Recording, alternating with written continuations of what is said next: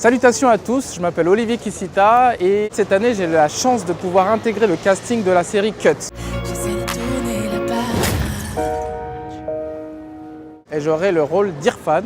Irfan qui est un réfugié à La Réunion. Irfan, tu viens d'où? Ça fait combien de temps que tu vis comme ça là? J'ai quitté le Congo il y a 6 mois.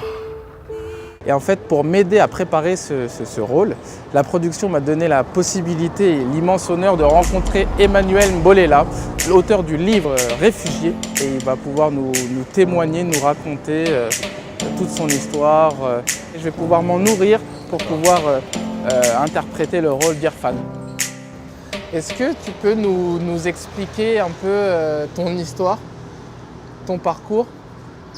Pourquoi est-ce que du coup tu as dû quitter la RDC et au final tu t'es retrouvé à Rotterdam? Oui, mon histoire, je dirais que c'est une longue histoire. Je n'ai pas choisi de quitter mon pays pour venir ici en Europe. Je m'étais engagé dans la lutte politique pour lutter de manière pacifique. Il y a eu des arrestations, il y a eu l'emprisonnement. Et là, du coup, j'étais obligé de quitter le pays. Et quand je veux prendre le chemin de l'exil aussi, il faut dire que ça n'a pas été facile. J'ai eu à subir encore beaucoup d'atrocités, beaucoup de violences. Non seulement moi, mais j'ai vu aussi d'autres amis. J'ai vu des hommes, j'ai vu des femmes vivre les mêmes violences, les mêmes atrocités. Je me suis retrouvé ici en Europe, après avoir traversé le désert du Sahara, de prendre cette route très dangereuse. Accepter de traverser la mer quand on a vu que ceux qui ont essayé de tenter de traverser se sont noyés.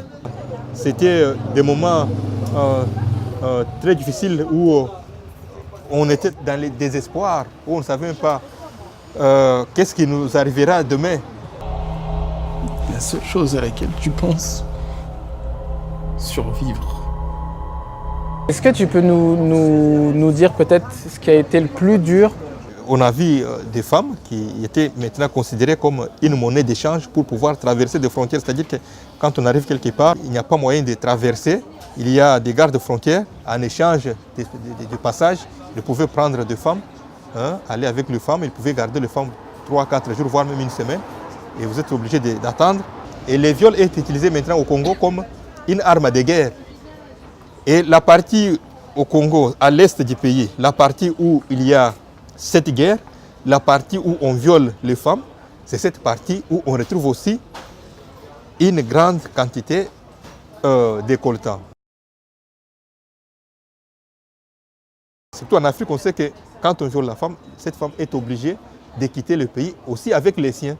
Et quand on quitte, les terrains restent vides, donc favorables à l'exploitation des minéraux, à l'exploitation des coltans. Et je viens d'un village qui est tout près d'une mine de coltan, où il y a des bandes armées qui font la loi et qui recrutent des enfants. Ils ont tué toute ma famille. Ils ont tué tout le monde.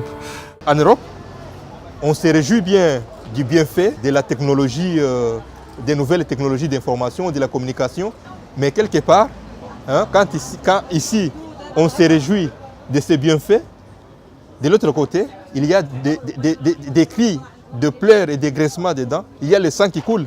Il y a des femmes qui sont violées, il y a des populations entières qui sont massacrées, il y a des enfants qui sont exploités dans des mines. Voilà la situation dans laquelle on se retrouve. J'ai toujours dit aux gens qui disent non, il y a la guerre ethnique là-bas, de se poser la question de savoir, ces gens-là qu'on appelle des gens des ethnies, ils ont des armes. Mais ces armes-là, ça provient d'où? Puisque si vous arrivez au Congo, il n'y a aucune usine d'armement. Ça fait des mois que je me bats. Je suis crevé. Ok?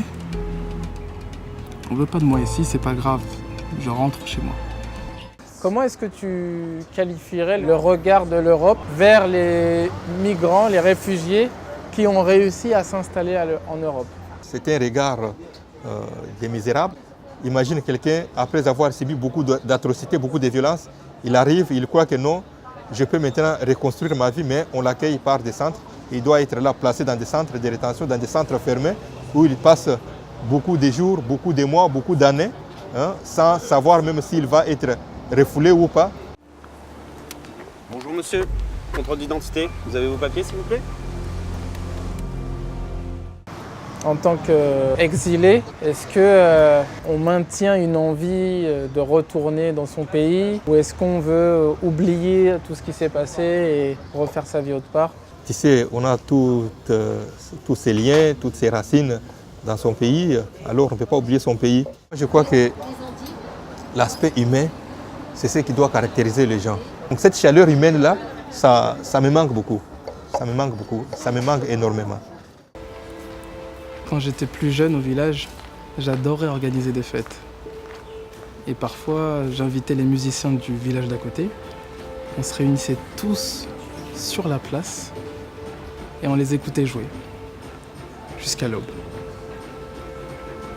Pour moi, ça a vraiment été un honneur de te rencontrer. Mais en tout cas, pour moi, pour mon rôle, je vais pouvoir me nourrir de ton témoignage. Ça va beaucoup m'aider.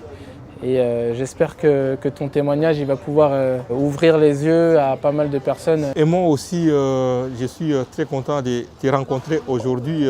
Je vous souhaite aussi beaucoup de succès dans ce que vous allez faire. Merci. Merci aussi. Merci.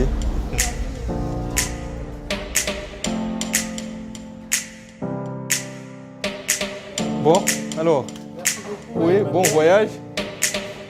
À la prochaine. À la Rentre prochaine. bien. Ouais, merci.